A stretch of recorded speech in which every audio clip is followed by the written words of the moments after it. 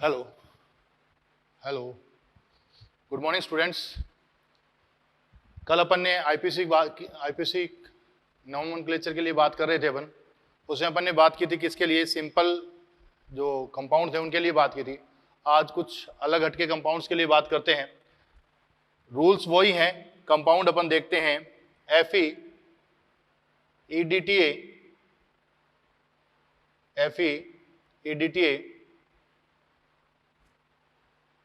-1 Fe EDTA -1। बेटा देखो EDTA के लिए मैंने आपसे पहले बात की थी। EDTA है जो ये पंचदंतुक भी है और हेक्सादंतुक भी है। पंचदंतुक भी है और हेक्सादंतुक भी है। अब अपने को कैसे पता चलेगा कि ये पंचदंतुक है कि हेक्सादंतुक है? अब यहां जैसे ये कंपाउंड दे दिया Fe EDTA -1, इसमें अपने को पता करना है ये पंचदंतुक है कि हेक्सादंतुक है। मैंने आपको बताया था यदि केवल EDTA दे रखा है और साथ में ऐसा दे रखा है, कंपाउंड दे रखा है जिसकी समन्वय संख्या, एलिमेंट दे रखा है जिसकी समन्वय संख्या 6 है, तो वो कैसा है, हेक्साडेंटेड है। अगर इसके साथ कोई और लिगेंड दिया हुआ होता इसका मतलब वो पंचदंतुक है। तो यहां देखें ये अकेला दे रखा है, इसका मतलब ये क्या है, हेक्सादंतुक, षष्ठदंतुक है। तो इसका नाम लिखना है तो पहले अपन किसका नाम लिखेंगे, लिगेंड का। उससे पहले इसकी ऑक्सीडेशन स्टेट निकालते हैं, कितनी, +3, क्योंकि EDTA पर कितनी होती है, -4 होती है। कितनी होती है, -4। तो इसका नाम लिखना चालू करेंगे अपन। इसका नाम क्या था, ethylene diamine, ethylene diamine tetra acetate. Acetate था तो एसीटेटो हो जाएगा, ओ लग जाएगा। लिगेंड के आगे अपने बताया था 8 है, वहां क्या लगाना है, ओ की जगह, सॉरी ई की जगह ओ लगा देना है। अब ये नेगेटिव वाले में उपस्थित है तो Fe है, तो Fe के लिए क्या कर देंगे, फेरेट। फेरेट ऑक्सीडेशन स्टेट कितनी आ गई बेटा, 3, और आयन है तो वर्ड आगे यूज करेंगे आयन। तो ये इसका नाम हो गया ethylene diamine tetra acetato ferrate 3rd ion. Next बात करते हैं अपन FeC2O4 का होल ट्वाइस। FeC2O4 का होल ट्वाइस -3, C2O -3, यहाँ 3 करें, C2O4 का होल थ्राइस -3। अब अपन देखें ये कौन है, C2O4 ऑक्जिलेट आयन है। कौन है, ऑक्जिलेट, तो नाम क्या हो जाएगा, ऑक्जिलेटो। और साथ में अपन देखें कि इस एक पर कितना आवेश होता है, एक पर -2 होता है, तो 3 पर कितना होगा, -6। माइनस के 3 बाहर है, मतलब अंदर कैंसिल कितना हो गया, +3 का कैंसिल हो गया, मतलब Fe पर कितना चार्ज आ गया, +3 आ गया। तो इसका नाम क्या हो गया, ट्राई ऑक्जिलेटो।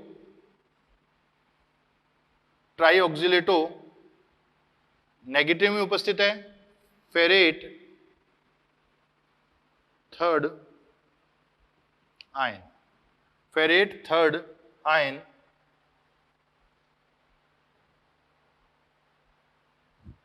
फेरेट 3rd आयन हो जाएगा। नेक्स्ट एग्जांपल अपन देखें इसका। ये तो बातें थी अपने पास क्या हो कि सिंपल एक में ही उपस्थित हो, एक ही संकुल लेके चल रहे हैं अपन। अगर अपने पास 2 संकुल आ जाएं, यदि अपने पास 2 संकुल आ जाएं, जैसे अपन बात करते हैं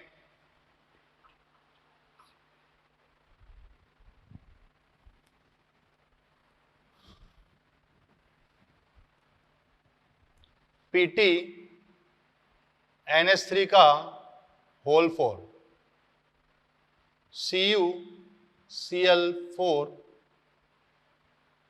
ये आ गया, ये संकुल हो गया अपने पास PT NH3 का होल 4 CuCl4। देखो बेटा 2 संकुल अलग अलग है। अब अपने को कैसे पता चलेगा, इसमें एक पॉजिटिव है दूसरा नेगेटिव है। अपन में पहले बात कर चुके हैं, जो पहले लिखा हुआ होगा वो कैसा होगा, पॉजिटिव होगा, जो बाद में लिखा हुआ होगा वो होगा नेगेटिव। अब पीटी देखो कितनी समन्वय संख्या आ रही है, 4, मतलब यहाँ +2 है, तो इस पर +2 है तो पूरे पर -2 आ गया, सॉरी +2 आ गया बाहर, तो इस पर कितना होगा -2, तो इस पर +2 होगा, इस पर -4 होगा तो कितना हो गया -2 हो गया। ये बात समझ में आ गई क्या? तो अपने को पता चल गया कॉपर पर +2 है, पीटी पर भी +2 है, और ये ऋणात्मक है संकुल है और ये धनात्मक संकुल है। पहले किसका नाम लिखना है? पहले अपने को धनात्मक संकुल का नाम लिखना है। धनात्मक संकुल का नाम लिखेंगे तो इसमें कितने हैं? 4 अमोनिया है, तो क्या लिखेंगे? टेट्रा एमाइन, टेट्रा एमाइन,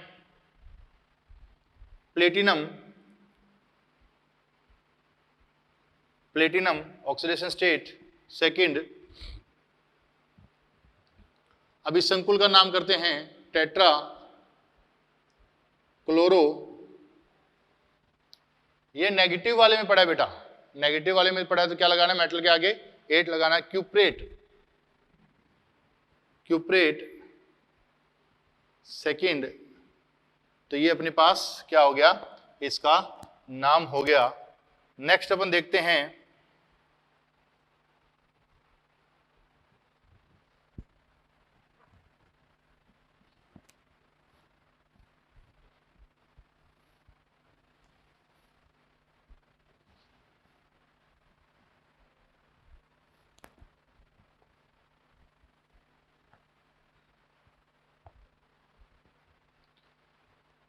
देखते हैं CrNH3 का होल 6, ये बड़ा संकुल हुआ COCN का होल 6।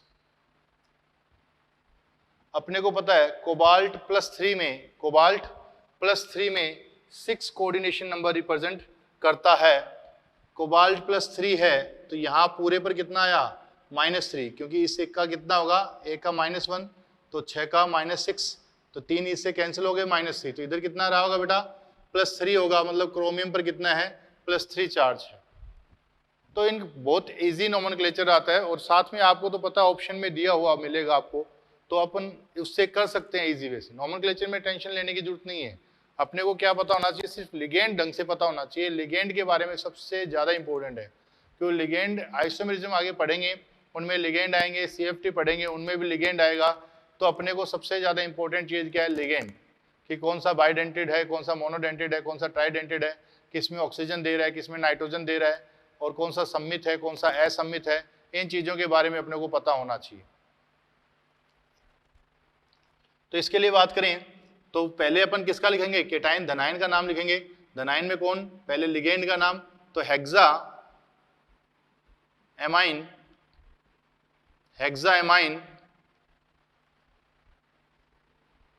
क्रोमियम,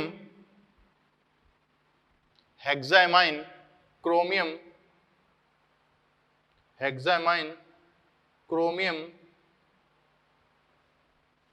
CH, क्रोमियम कितना है? 3 है, हेक्सामाइन क्रोमियम। अब इसके ऊपर आते हैं नेगेटिव चार्ज वाले के ऊपर, तो इसमें पहले किसका नाम लिखेंगे अपन? साइनाइड का नाम लिखेंगे, हेक्सा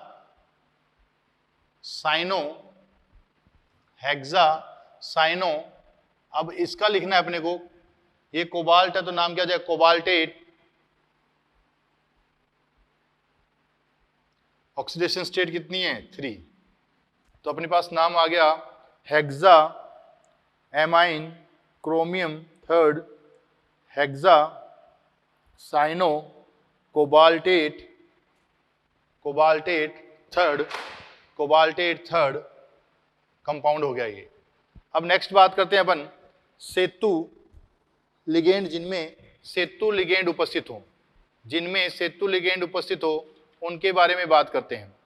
उनका भी सेम ऐसे ही करना है, उनमें भी कोई चेंज नहीं आएगा। देखते हैं उससे पहले एक बात करते हैं कि सेतु लिगेंड क्या थे? सेतु लिगेंड एकल संयोजी। चिलेटिंग लिगेंड और सेतु लिगेंड में क्या डिफरेंस है बेटा? एक ही होते हैं? नहीं, दोनों ही अलग अलग चीज हैं। सेतु लिगेंड तो वो थे जो दो अलग अलग धातुओं को, दो मतलब अलग अलग धातु, एक धातु इधर हो एक धातु इधर हो, उनको अटैच कर रहे हैं। जबकि चिलेटिंग लिगेंड क्या थे, वो एक ही धातु के साथ दो कोऑर्डिनेट बॉन्ड बना रहे थे, एक ही धातु के साथ दो कोऑर्डिनेट बॉन्ड बना रहे थे। जबकि जो सेतु लिगेंड होता है वो दो अलग अलग धातुओं के साथ क्या करेगा, बंध बनाएगा, उसे क्या कहेंगे, सेतु लिगेंड कहेंगे। और सेतु लिगेंड में एक से ज्यादा लोन पेयर होते हैं, उसको सेतु लिगेंड कहते हैं। एक एटम के ऊपर ही क्या एक से ज्यादा लोन पेयर मिलेंगे अपने को, उन्हें सेतु लिगेंड कहते हैं। सेतु लिगेंड का नामकरण करने से पहले जो सेतु लिगेंड लिखेंगे उससे पहले अपने को क्या लगाना है, म्यू यूज करना है। क्या यूज करना है, म्यू का यूज करना है। बात करते हैं नेक्स्ट एग्जांपल लेकर बात करते हैं।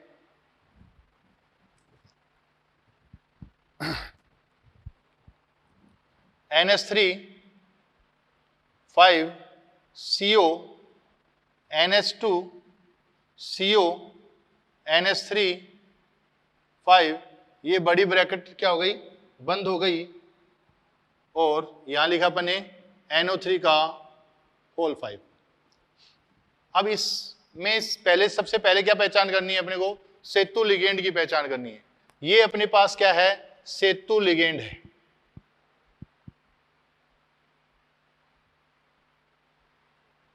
ये अपने पास क्या है, सेतु लिगेंड है। इसकी पहचान अपन कर चुके हैं। अब सेतु लिगेंड का नाम लिखना है, उससे पहले अपने को क्या लगाना है, म्यू लगाना है। तो इसका पूरे का नाम, इसका दो तरीके से नाम कर सकते हैं। दो तरीके से नाम करने से पहले अपन इसके ऊपर चार्ज देखें कितना है। इसके ऊपर कितना चार्ज होता है, NH2 के ऊपर -1 चार्ज होता है। अब देखिए बेटा, ये चार्ज हमेशा क्रॉस मल्टीप्लाई होता है। ये चार्ज कहां से आया होगा, यहां से आया होगा। कितना, +5 था, इस पर -1 था, तो क्रॉस मल्टीप्लाई हो गया इसका यहां पर और इसका यहां पर। ये बात समझ में आ गई कि अपन देखते हैं A पर +1 +3 है, B पर +-2 है, तो अपन क्या लिखते हैं, A2 B3 लिखते हैं। अगर इसको वापस ले जाएं तो ऐसे ले जाएंगे।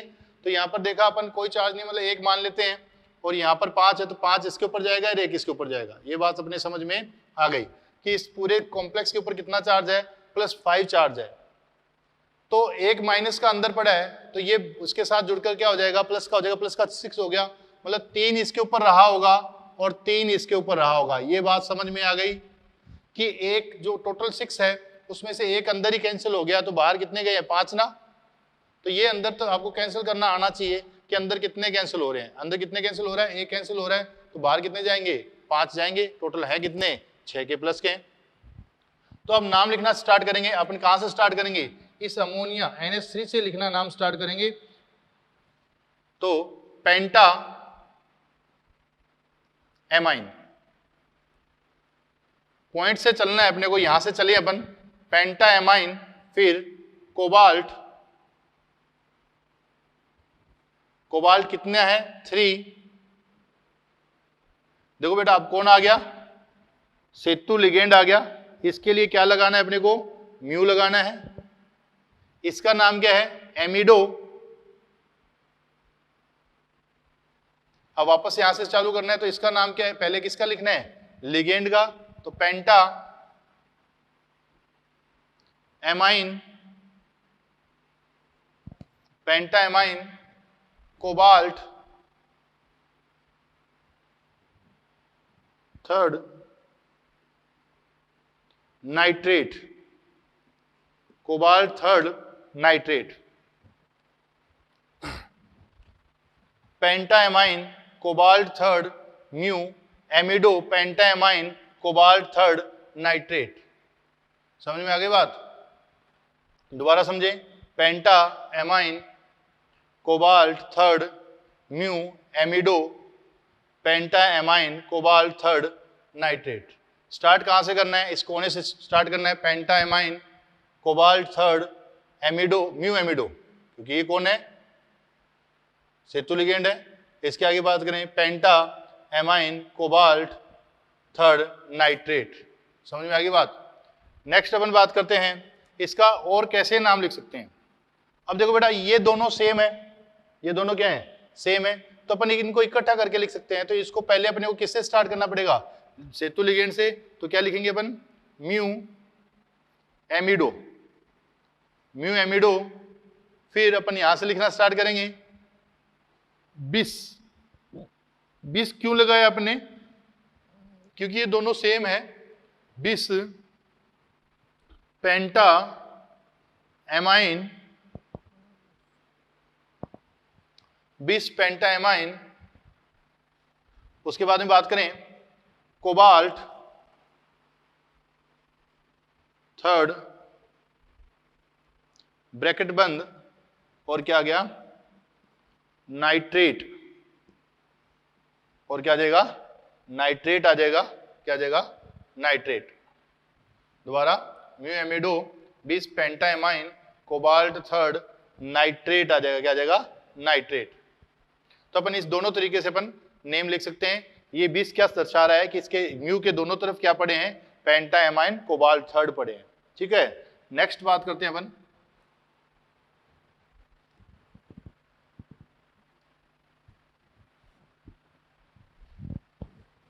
ये तो मैंने एक लिगेंड लिया था, एक सेतु लिगेंड लिया था। अब अपन दो सेतु लिगेंड लेकर बात करें। कितने सेतु लिगेंड, दो सेतु लिगेंड लेकर बात करें। NH4 का whole 4 CO NH2 OH CO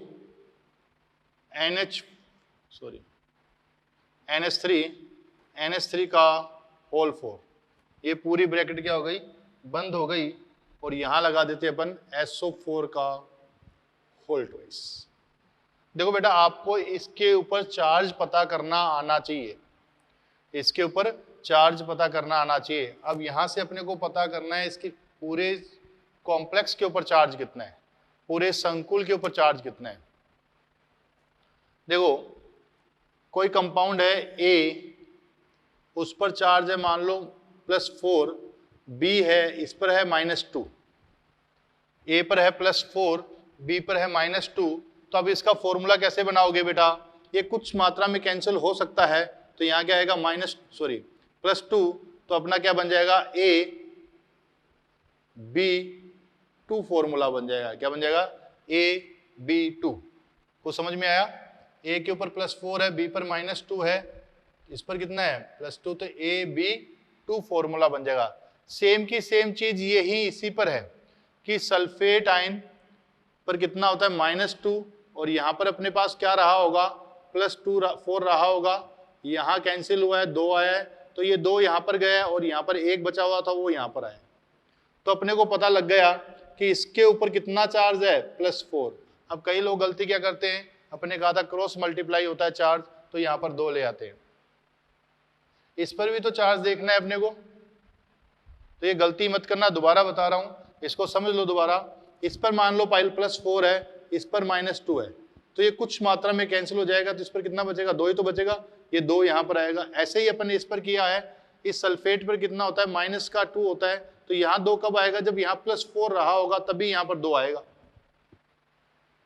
यहां पर +4 है, इस पर -1 होता है, इस पर -1 होता है, तो ये अंदर इसके अंदर कितना चार्ज रहा होगा कि बाहर +4 आए, इस पर पूरा 6 रहा होगा, इस पर मतलब +3 रहा होगा, इस पर +3 रहा होगा, ये +6 -2 कितने बचे, +4 बचे, ये +4 बाहर आए। तो ये चार्ज का पता करना आपको आना चाहिए, अगर चार्ज पता करना नहीं आया तो दिक्कत आ जाएगी। तो अपने को पता कर लिया। अब अपन यहां से स्टार्ट होते हैं, वही इधर से स्टार्ट होते हैं, tetra ammine cobalt, tetra amine cobalt. अब बेटा देखो अपने पास 2 आ गए, ये कौन है एमिडो और ये कौन है हाइड्रोक्सो। तो पहले कौन आएगा एमिडो, तो अपन पहले इसका नाम लिखते हैं mu amido, mu amido, mu hydroxo, mu hydroxo. अब यहां से वापस स्टार्ट करते हैं, टेट्रा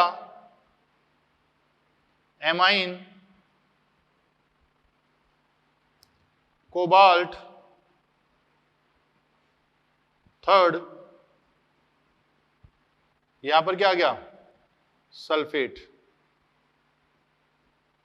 कोबाल्ट थर्ड सल्फेट आ जाएगा, क्या आ जाएगा कोबाल्ट थर्ड सल्फेट आ जाएगा। तो अपने पास हो गया tetra ammine cobalt third, mu amido, mu hydroxo, tetraammine, cobalt third sulphate. ये एक नाम हो गया। दूसरा नाम कैसे लिखोगे बेटा? और। अब इन दोनों को एक साथ लिख दे, पहले बाद में इन दोनों को साथ में लिख देंगे। पहले इनको नाम लिखेंगे अल्फाबेटिक क्रम में, mu amido, mu amido, mu hydroxo, mu amido, mu hydroxo, आगे टेट्रा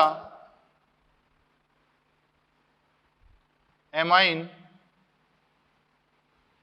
टेट्राएमाइन, कोबाल्ट थर्ड, सॉरी गलती कर दी ना अपने, 20 लगाना था, इकट्ठा लिख रहे हैं तो ये 2 है तो क्या लगाएंगे 20, tetra ammine, cobalt third, mu amido, mu hydroxo, 20, tetraammine, cobalt third sulphate.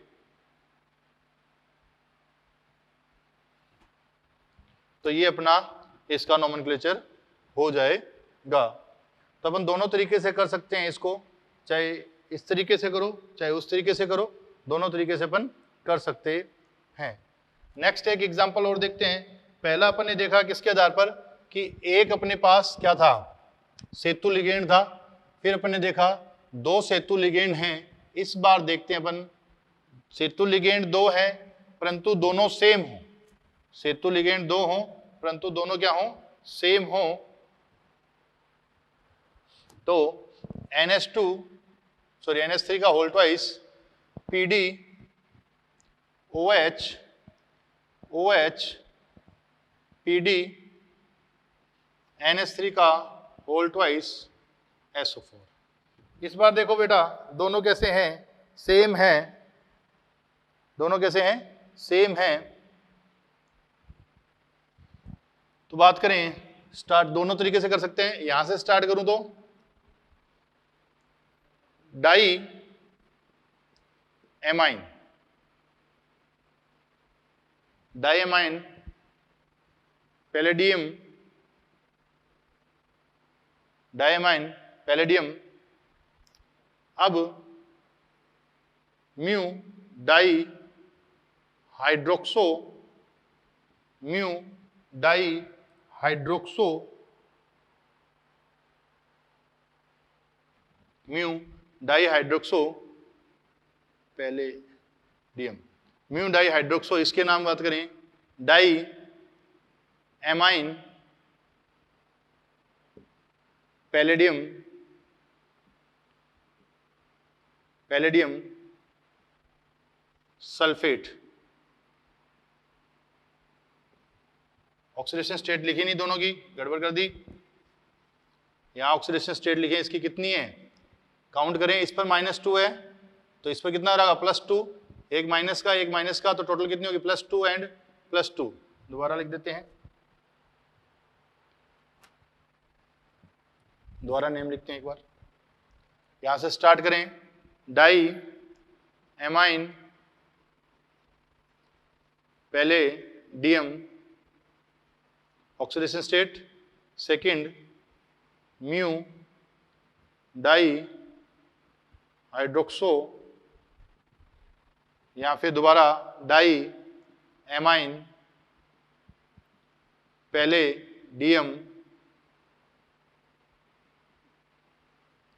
Sulphate, palladium second sulphate.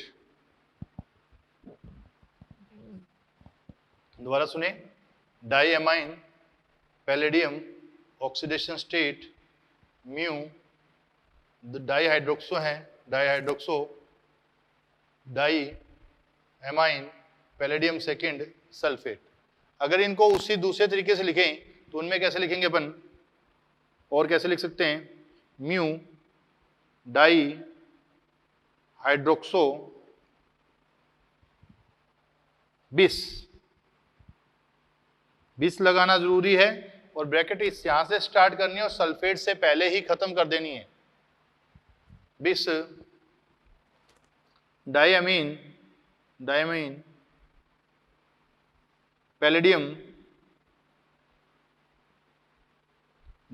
Palladium second sulphate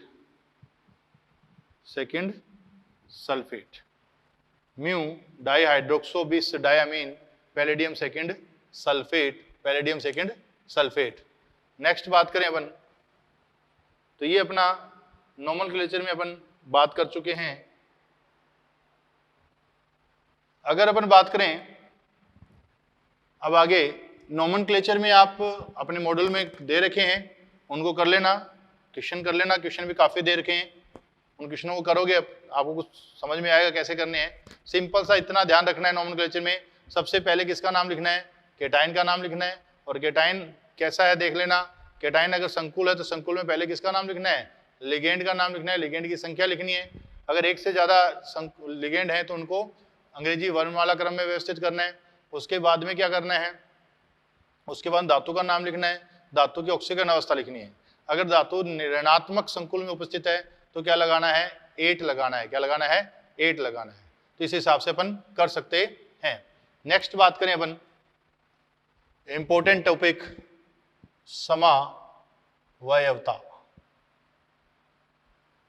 important topic समावयवता के लिए बात करें, इंपॉर्टेंट टॉपिक है समावयवता के लिए बात करें, वे यौगिक, इंपॉर्टेंट चीज, वे यौगिक जिनका अणुसूत्र समान हो,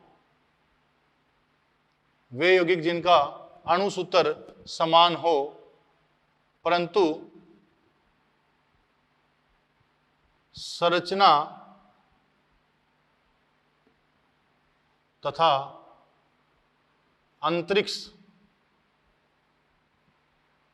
में व्यवस्था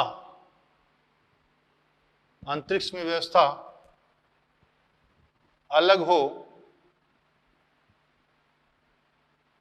समावयवी कहलाते हैं। क्या कहलाते हैं, समावयवी कहलाते हैं। तथा यह प्रक्रम समावयवता कहलाता है। क्या कहलाता है, समावयवता कहलाता है, समावयवता कहलाता है। अब इंपॉर्टेंट बात जो अपने लिखी है उसके बारे में देखें, अणुसूत्र समान हो। क्या समान हो, अणुसूत्र समान हो परंतु संरचना सूत्र व अंतरिक्ष में व्यवस्था, संरचना सूत्र व अंतरिक्ष में व्यवस्था क्या हो, भिन्न भिन्न हो। यहां अथवा लगाना,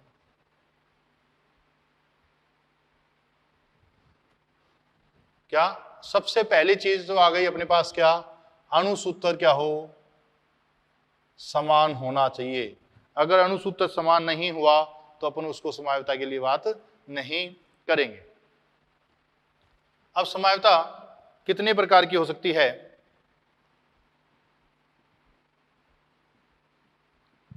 समावयवता 2 प्रकार की बात करेंगे अपन।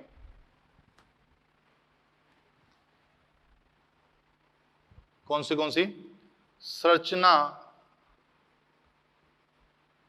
संरचनात्मक समावयवता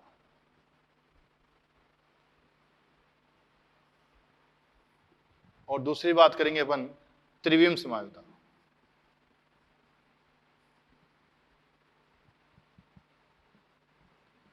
संरचना समावयवता है, त्रिविम समावयवता। संरचना समावयवता में बात करें, वे पहले अपन बात कर लेंगे संरचनात्मक समावयवता, इसको लेकर या यहां पर थोड़ा सा लिख देते हैं। वे यौगिक जिनका अणुसूत्र समान हो, अणुसूत्र समान हो, परंतु संरचना सूत्र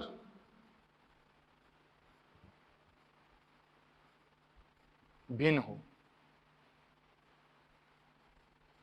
वे यौगिक जिनका अणुसूत्र समान हो परंतु संरचना सूत्र भिन्न हो क्या कहलाते हैं? संरचनात्मक समावयवी।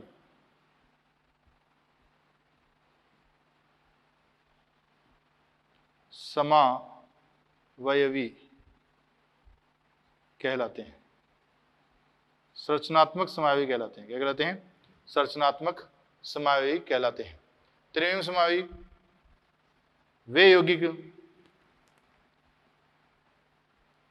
जिनका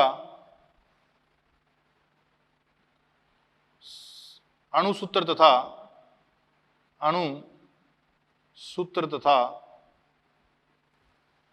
संरचना सूत्र समान हो, परंतु अंतरिक्ष में व्यवस्था अलग अलग हो, परंतु अंतरिक्ष में व्यवस्था अलग अलग हो, क्या कहलाते हैं? वो त्रिविम समावयवी कहलाते हैं। क्या कहलाते हैं? त्रिविम समावयवी। दोबारा सुनना, संरचनात्मक समावयवी कौन से होते हैं? वे यौगिक जिनका अणुसूत्र समान हो परंतु संरचना सूत्र भिन्न हो, संरचनात्मक समावयवी कहलाते हैं। अणुसूत्र तो कैसा होना चाहिए? समान होना चाहिए, परंतु संरचना सूत्र कैसा होना चाहिए? भिन्न भिन्न होना चाहिए, संरचनात्मक समावयवी कहलाते हैं। त्रिविम समावयवी में क्या होगा? अणुसूत्र तथा संरचना सूत्र दोनों समान होंगे, परंतु उनके अंतरिक्ष में व्यवस्था अलग अलग होगी, उसे क्या कहेंगे? त्रिविम समावयविता कहेंगे। अब ये कैसे कैसे होते हैं उनके लिए बात करते हैं। पहला अपन लेके चलते हैं, कौन सा? संरचनात्मक समावयवी।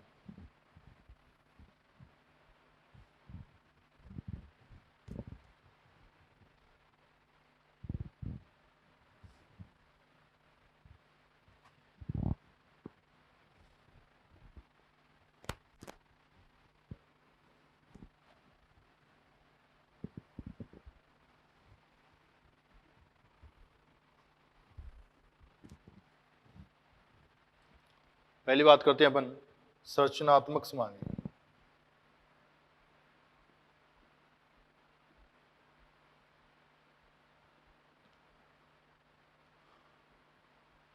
इसकी डेफिनेशन अपन बता चुके हैं कि संरचनात्मक समावयवी कौन से होंगे?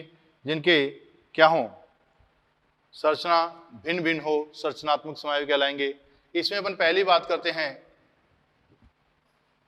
आयनन समावयवता। आयनन समावयवता, देखो बेटा, एक एक के बारे में आपको ध्यान रखना है कि किसके लिए क्या जरूरी है, किसके लिए क्या जरूरी है। संरचनात्मक जो समावयवता होती है उसके लिए क्या जरूरी है, आगे पढ़ेंगे। हाइड्रेट समावयवता, उसके लिए क्या जरूरी है।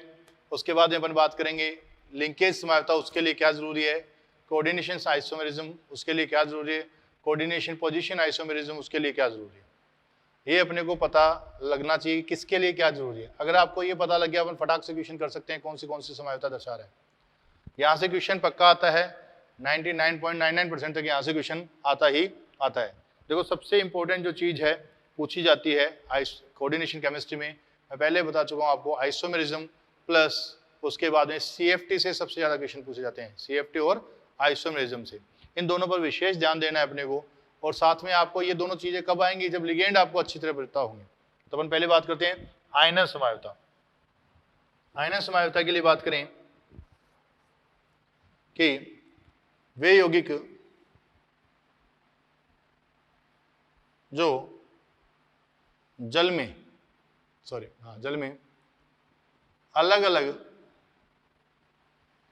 आयन देते हैं, मतलब उनके आयनन मंडल एंड सहसंयोजक मंडल में आयनों का क्या होता रहता है? आदान प्रदान होता रहता है। या फिर अपन ऐसे लिख सकते हैं, और वे यौगिक जिनके आयनन मंडल तथा उपसंयोजक मंडल में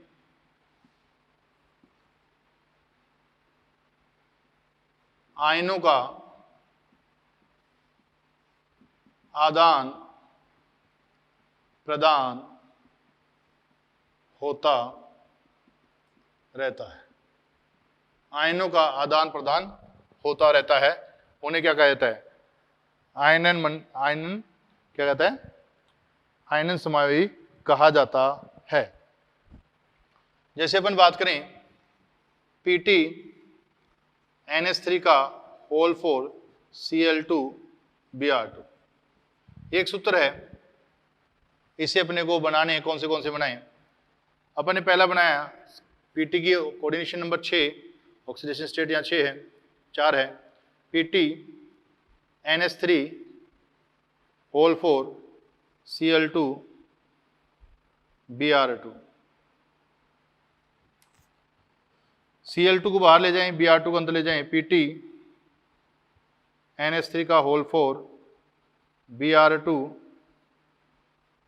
Cl2 Br2 Cl2, एक Br बाहर ले आएं, एक Cl अंदर ले जाएं। Pt NH3 का होल 4 Cl Br, वो बाहर कौन आएंगे?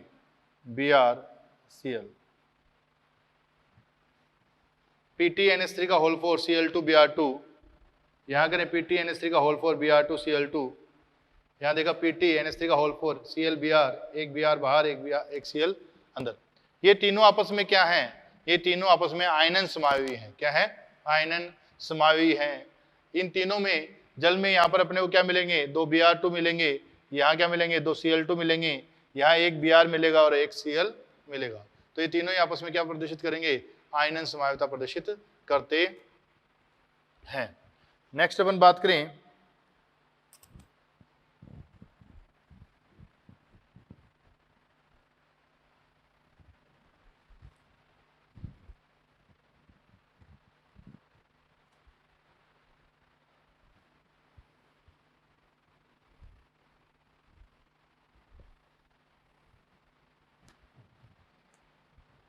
हाइड्रेट समावयवी।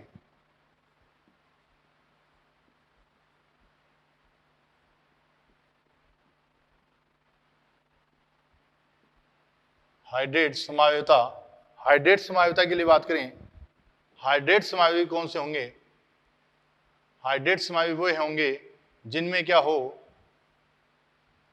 वाटर मॉलिक्यूल का उपसंयोजक समन्वय मंडल तथा आयनन मंडल में चेंज होता हो। तो इसके लिए लिखें अपन, इसके लिए क्या जरूरी है? जल के अणु, हाइड्रेट से पता लग रहा है जल के अणु, जल के अणु अलग अलग होने चाहिए। जैसे एक एग्जांपल अपन लेते हैं, Cr, एक फॉर्मूला लिख देते हैं अपन, CrCl3.6H2O, इसके बनाएं Cr H2O का whole 6 and Cl3, Cr H2O का होल 6 एंड Cl3। इसमें बात करें, एक Cl अंदर ले जाएं, एक H2O बाहर ले जाएं, Cr H2O whole 5 Cl and Cl2.H2O।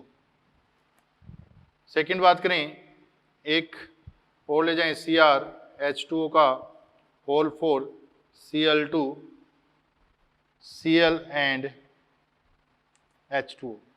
ये तीनों आपस में क्या कहलाएंगे? हाइड्रेट समावयवी, हाइड्रेट समावयवी कहलाएंगे। क्या कहलाएंगे? हाइड्रेट समावयवी कहलाएंगे। अपन देखें, यदि इसको एक और H2O बाहर ले जाएं एंड 3 Cl ले जाएं और यहाँ 3 H2O लिखें, ये हाइड्रेट समावयवी नहीं होगा, ये हाइड्रेट समावयवी नहीं होगा। तो अपन कहें कि इसके कितने हो रहे हैं? ये 3 हाइड्रेट समावयवी हो रहे हैं। तो यहाँ पर क्या हो रहा है कि जल के अणुओं का उपसंयोजक समन्वय मंडल तथा आयनन समन्वय मंडल के अंदर और बाहर H2O का आदान प्रदान हो रहा है। नेक्स्ट अपन बात करें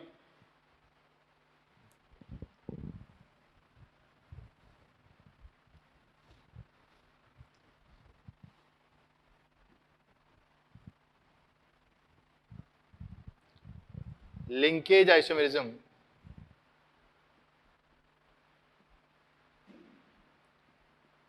समावयवी लिंकेज समावयवी। देखो पहला बेटा, आयनन समावयता के लिए क्या चाहिए था? आयंस का अलग अलग होना चाहिए था वाटर में। हाइड्रेट के लिए जल का आदान प्रदान अलग अलग होना चाहिए। लिंकेज के लिए क्या आवश्यक है? उभयदंतुक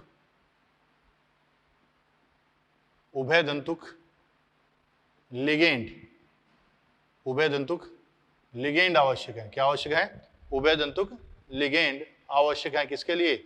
लिंकेज आइसोमेरिज्म के लिए।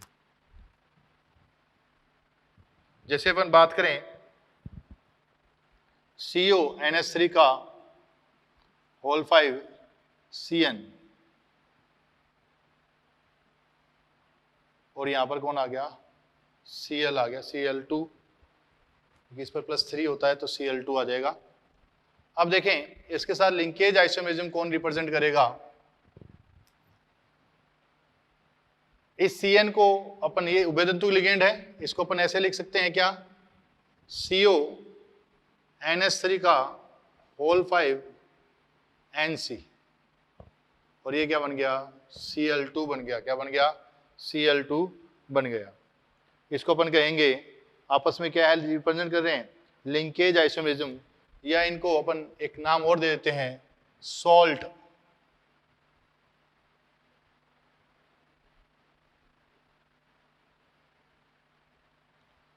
आइसोमेरिज्म। नहीं, एक और देखें एग्जांपल, CONH3 का होल 5 NO2 एंड साथ में कौन? Cl2। ये कौन है? नाइट्रिटोएन है। इसको अपन चेंज कर दें किसमें? CONH3 का होल 5 ONO Cl2। ये कौन हो गया? नाइट्रिटोएन हो गया। कौन हो गया? नाइट्रिटोएन। ऐसे ही अपन बात करें CrH2O 5 SCN, यहां कौन आ जाए? Cl2, और बात करें साथ में कौन? इसकी तरह CrH2O होल 5 CNS, तो ये क्या आ जाएगा? Cl2। ये भी आपस में क्या होंगे? आइसोमर होंगे। कौन से आइसोमर? NCS। ये भी कौन से होंगे? लिंकेज आइसोमेरिज्म होंगी, उभयदंतुक लिगेंड होंगे। तो अपने पास 3 संरचनात्मक समावयिता हो सकी हैं। कौन सी? पहले अपन ने पढ़ी आयनन समावयवी। सबसे पहले स्टार्ट करते हैं, समावयिता से स्टार्ट करते हैं। समावयिता के लिए क्या जरूरी है? अणुसूत्र समान होना चाहिए, संरचना सूत्र अथवा अंतरिक्ष में व्यवस्था अलग अलग होती है, उन्हें क्या कहते हैं? समावयवी कहते हैं, तथा इसको क्या कहते हैं? प्रावस्था को क्या समावयिता कहते हैं। अब सबसे पहले बात करें संरचनात्मक समावयवी। संरचनात्मक समावयवी में अणुसूत्र समान होंगे, परंतु उनके संरचना सूत्र अलग अलग होंगे। उसमें अपन ने पहली बात की थी किसकी? आयनन समावयवी की। किसकी? आयनन समावयवी। आयनन समावयवी कौन से होंगे? आयनन समावयवी वो होंगे जिनकी वाटर में अलग अलग आयन देते हो, उन्हें आयनन समावयवी कहेंगे। सेकंड बात करें किसकी अपन? हाइड्रेट समावयवी। किसकी? हाइड्रेट समावयवी वो होंगे जिनकी H2O मॉलिक्यूल है वो अलग अलग बाहर अपने को मिलता हो, आयनन मंडल में अलग अलग H2O मॉलिक्यूल मिलता हो, और उसके लिए जरूरी बाहर कम से कम एक आयन होना चाहिए। थर्ड बात करते हैं अपन किसकी? Linkage isomerism. लिंकेज आइसोमेरिज्म के लिए क्या जरूरी है? लिंकेज आइसोमेरिज्म के लिए उभयदंतुक लिगेंड जरूरी है। उभयदंतुक लिगेंड जितने होंगे, जैसे ये CN है तो यहाँ क्या आ गया? NC आ गया। यहाँ NO2 है, नाइट्रोजन से जुड़ा हुआ है, यहाँ ऑक्सीजन से जुड़ा हुआ है। यहाँ पर किससे जुड़ा हुआ है? सल्फर से जुड़ा हुआ है। यहाँ किससे जुड़ा हुआ है? नाइट्रोजन से जुड़ा हुआ है। तो यहाँ पर जुड़ने की टेंडेंसी उनकी अलग अलग हो गई, उनको क्या कहेंगे अपन, लिंकेज आइसोमेरिज्म कहेंगे। अब नेक्स्ट जो आगे समानता, इसमें 2 समानता और बची हैं, वो अपन नेक्स्ट क्लास में करेंगे। आज के लिए इतना ही, क्योंकि काफ़ी लंबी क्लास हो जाएगी। नेक्स्ट में अपन आइसोमेरिज्म पढ़ेंगे, कौन सी, इसकी 2 बची हुई है वो, और बात 3वीं समानता बात करेंगे। आज के लिए इतना ही, थैंक यू।